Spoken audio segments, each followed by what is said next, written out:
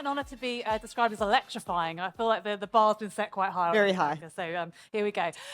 So Bianca and I are here today to talk to you a little bit more about the unsung hero of retail media. Maybe a little bit ironic to call it that, but we think the unsung hero is in store. Now, brave move, you may say. We are at the digital kind of series, digital upfront series, but we think it's important to bring it back to what retail media is all about. What is it we are trying to achieve when we are delivering these campaigns? Now, we know that if we can get that in-store environment right, it makes every other channel in the total marketing mix more effective. Not only does it deliver conversion in store, but it also is able to deliver against a whole host of other kind of objectives that we may be looking to achieve as marketeers. So we want to have a little look at it in more detail today and using our database of real kind of knowledge and insights to really understand and unlock what is it that is going to help our marketeers deliver more brand ROI and deliver an incremental uplift in store. So, I haven't even clicked on it. Here we go. Welcome into the stage. Sorry. Here we go. So, who are we? Well, if you haven't heard of SMG, I'm pretty confident you would have worked with one of our teams. We are the home of Capture, Plan Apps, and Threefold. And Threefold powers many of the UK's retail media networks. That includes the likes of BMG, Co-op's Media Network, as is LS11, MMG, and BMG as well. And in doing that, we're able to work with both retailers and brands to really understand the value of this space and work with them to pioneer and champion what's next in this new environment, in this channel. And it was great to see earlier on that we had James really setting the scene for us, because we all know, and hopefully everyone in this room is on that journey, that retail media is in exponential growth. There's no disputing that. And there's so much potential ahead of us. But understanding kind of what's next and how we navigate that road and how we fulfill that potential is what we're all about at SMG. And we've been pioneering in this space for almost over 16 years now and working with brands and retailer partners to do that. So, SMG numbers, a little bit about us. We're trading about almost £2 million worth of retail media every single day. So kind of a huge growth in terms of the scale and in terms of the different categories and the different retailers and the propensity of channels that we have out there that we're able to really optimize and understand. And we do that through understanding kind of how this works, and our over 400 employees really kind of understand this space and are specialists in this space. And we know that through our people, alongside our proprietary tool, our proprietary MarTech tool, Plan Apps, we're able to really offer that true value in understanding retail media and navigating this space. So, what is Plan Apps? Hopefully some of you have come across it before. It is a cloud-based commerce marketing platform. It's been created by commerce marketers and for commerce marketers. We've really kind of evolved this platform in our history. I think, Bianca, you probably remember when we started, it was kind of just a humble Excel spreadsheet. Yep. And in our time, it has grown with us, and we've looked at what else do we need to understand? Well, how can we help brands? How can we help retailers continue to kind of evolve their offering, the kind of products we can kind of offer here, and also help to optimize and really make sure that we are making this whole world more efficient in how we run it, how we manage it, how we measure it, evaluate it, and really understand the value of retail media. So what does that look like? Well, ultimately at the heart of it, everything we've evaluated, everything we've booked in our time, we've always looked at how we can evaluate that, and evaluating it using a true kind of test versus control methodology, which I'll leave Bianca to tell you more about in a moment. We've got over 15,000 campaigns evaluated within Plan Apps. And that's a lot of campaigns to really kind of get under the hood of what's happening where, and what retail, and what categories, in what environment. And really, we're able to cut that data in so many different ways to truly understand what's happening in this space. So I'll hand over to Bianca. Thank you, Emma. So as Emma mentioned, we're talking about in-store today, and one of the reasons we're talking about in-store is there is an immense wealth of data that we've collected in this space. So everything from percentage uplift, pound uplift per store, ROI at a featured SKU and a brand level. So there's so many different data points that we do for every single evaluation that we measure that helps us to understand a different important element of the campaign. And in order to do this, we use a wonderful methodology called test versus control. I don't know if it's normal to call a methodology wonderful, but I genuinely do believe it is wonderful because it enables us to calculate the incremental uplift that media delivered. And we do this by matching test stores where the media went live with control stores where the media did not go live. And those tests and controls are very, very similar in every other way when we compare them in the pre-period. And then what we're looking for is a divergence in sales in that live period, which we can confidently attribute to the media. And the wonderful thing about using this methodology is we use it consistently across every single retailer, across every single category, across every single channel, and that means that we have consistency. We are huge fans in the IAB's work on standardization, and what Plan Apps enables with delivering all of these evaluations in the same way is that standardization through consistency, transparency, and the analytical depth that you need to understand performance. Thank you, Bianca. I know you're all at the edge of your seat, so we're going to delve right into it with 10 lessons to optimize your retail media performance. So, to start with, there is no handbook, there is no one-size-fits-all. I think Bianca's hopefully kind of teed you up to that. We know that there's lots of kind of different nuances that we need to take into account, both in terms of time of year, seasonality, what's going on in that category. But we know that by understanding the data and making data-based decisions hand in hand with an understanding of the art of it, so the creative messaging, you're most likely to make the right choices and therefore optimize your retail media campaigns. So, can we prove this? Well, yes, we're glad to kind of be able to set us off on the right tone and say, we first of all want to really understand how our brands are using this measurement to their advantage. Now, we've worked with a whole host of brands in our history. We've got over 900 advertiser brands that work with us. And actually, through all of the work that our brands do and through the kind of evaluation and measurement that they do, they're able to continue to optimize their output and their performance through truly kind of learning, understanding, and adapting each campaign that they do. So we can see this through the results because we're looking at brands that have been measuring with us for a year, for 2 years, for 3 years, and we see that trend of actually their ROI steadily and slowly kind of increases and improves year on year with that measurement. So good news is, if measurement matters, the more that's coming into this market, the more channels there are, it's more important than ever to be doing it. And so actually, let's make sure that we're doing that every single time that new things are coming through and truly understanding and improving each time.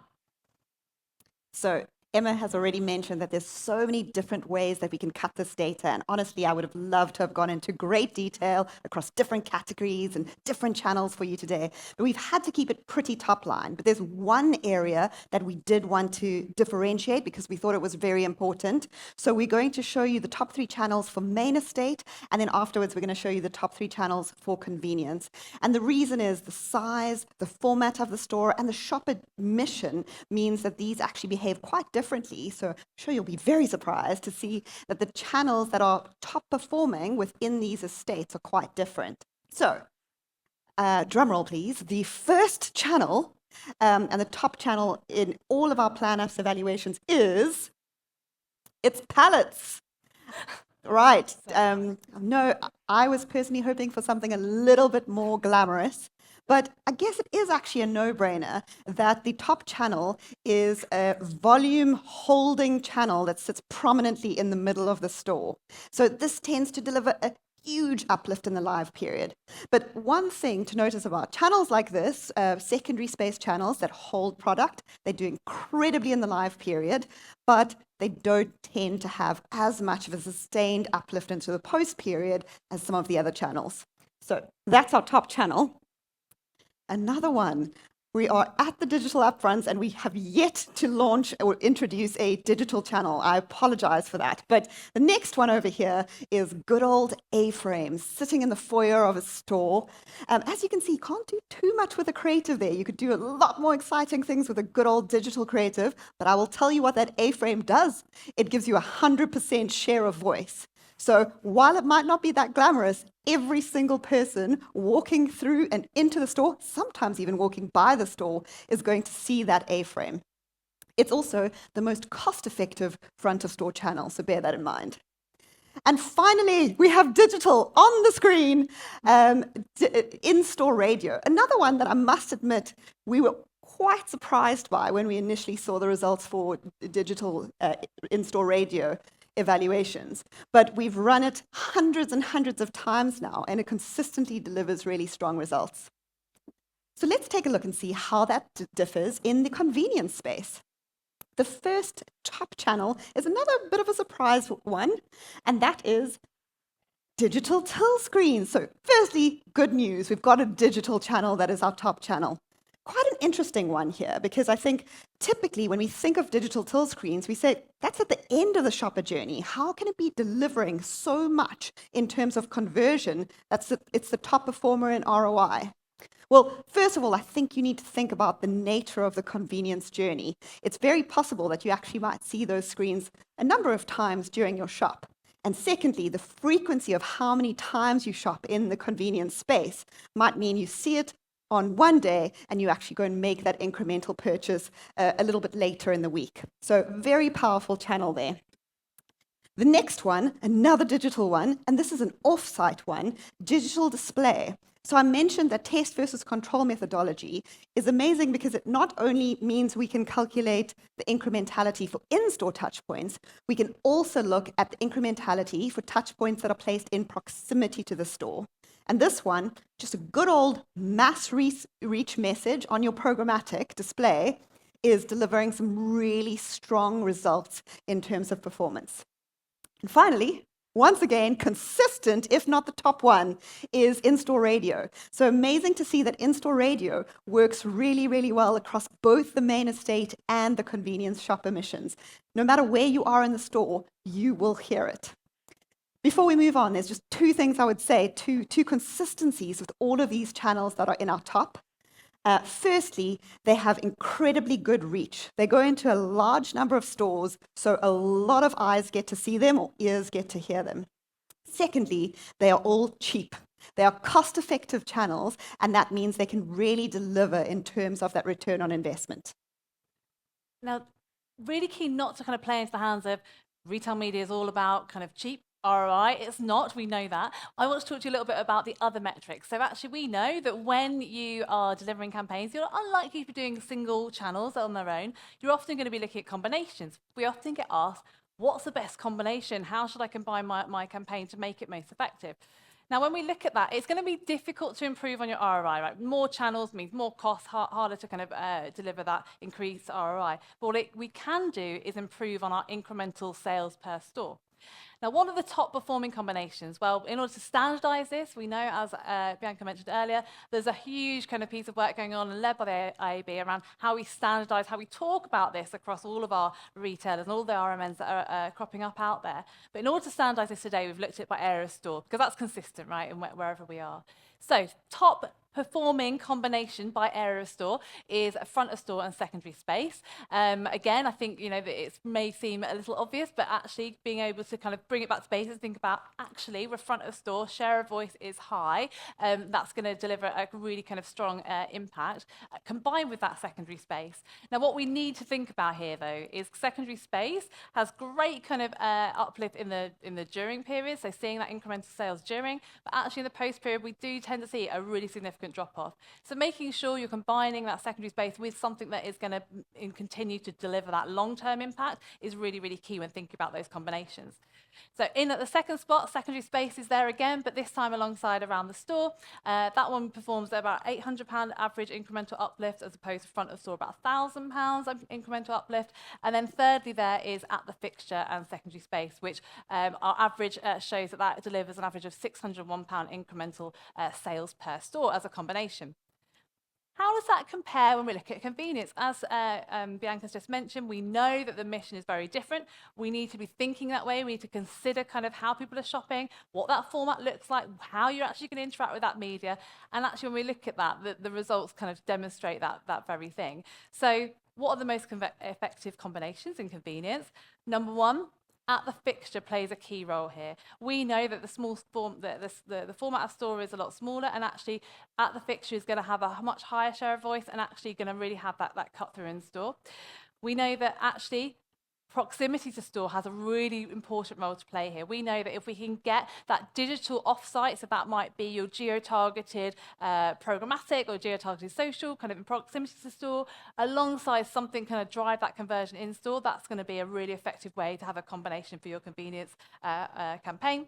And then thirdly, that third combination is at the fixture and offsite digital. So a little bit different, but really important for us to understand that and how those differ when we're looking at the different formats.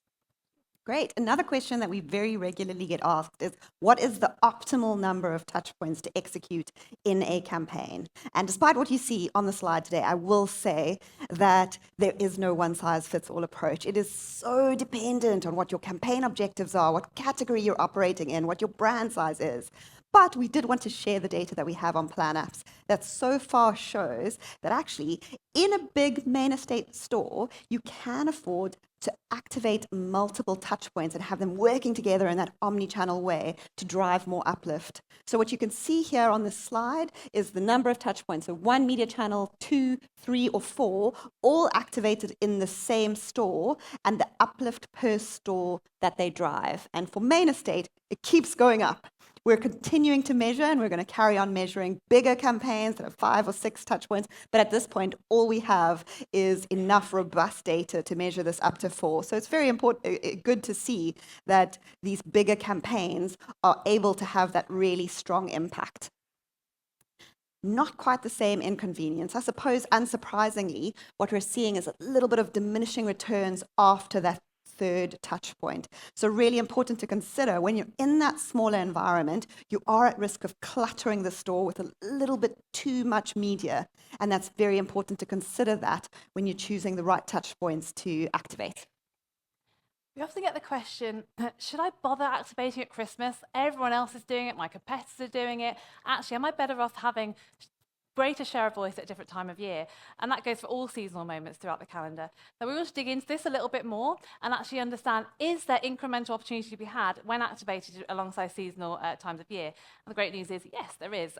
So we found that actually the incremental uplift over and above non-seasonal moments was 80%, 80% incremental uplift on what you would have got in a non-seasonal moment. So actually there's real opportunity to continue to have when you're activating during those seasonal times of year. Now, that trend is also seen within the convenience format, but not so prominently. I think that's probably because, as Bianca's kind of alluded to, it is a very different mission. They're not quite as kind of likely to be able to kind of, that headroom for growth isn't quite as high. And actually, we still do see that incremental uplift during seasonal moments, but nowhere near what you see in store. So the answer there is, please don't kind of discount those seasonal moments, those big events, that you have got a lot to go after, and really capitalize on those moments. Bear with me. This one is a little bit of a niche one. But one of the questions we often get asked is, should I be supporting my media with a competition? And this slide does not answer that question, so I'm going to preface that and say we've looked at the data, and actually, interestingly enough, we're not seeing a huge difference in pound uplift if you have a competition versus if you don't. So your strategy and your approach to deciding you want to have a win message should be beyond thinking just about what uplift you're going to generate in that campaign in the short term. That said, if you do decide to do a competition, one thing that we are seeing is, don't be afraid to put multiple messages on that media. Sometimes we worry that we'll clutter the media if we have a win message and a price message, but what we're actually seeing within our data is that you get a slightly higher uplift if you have both a win and a price message. And I suppose that makes sense, because if you like a win message on your media, you clearly love a good deal. So why don't we really emphasize that with also having a price message? And finally, our final lesson of this afternoon is that actually we want to look into, does all this innovation really pay out? Is there real additional benefit to have? And again, I'm glad to be able to report that yes, there is. When we looked at the impact of those analog 6 sheets compared to digital 6 sheets and how they perform, there is a 37% greater brand uplift per store with digital versus analog. Now that's brilliant, because actually that means that people are optimizing the way in which that format is being used. Bianca and I were discussing earlier that actually when we looked at that a few years ago, when this format was very new, when the digital screen was very new, we weren't seeing a difference difference, and we couldn't kind of work out why. And I think it's because actually there still was a lot of learning to be had about how do you use this new format, how do we animate in the right way, how do we optimize it for what it's kind of really giving us. I think that's a really key learning for us, is thinking about there's all this great innovation coming into this space, which is brilliant. We need to embrace it, but we actually also need to think about how do we use it in the reality of the formats we're in, the store environment that we're in, and how do we make sure we're using it in a way that works for retail media. So I'm pleased to say this does demonstrate that it does, but we need to keep kind of evaluating, keep measuring in order to continue to innovate and understand how we can optimize performance. So to recap, I will not go through all 10 lessons again, but there were 3 takeouts that we thought were most relevant. First of all, considering that format is incredibly relevant because your main estate shopper mission is very different from your convenience, and the performance across these missions are going to be very different too. The second is take advantage of those seasonal moments. You're not at risk of decluttering your product. You can actually help your product stand out in those moments by activating in that time. And finally, digital is a huge opportunity, and we're only at the beginning of seeing the true potential of that. So it's great to see that it is performing better than the static channels, and there's even more for us to go after. So thank you so much. It was wonderful to talk to you all today.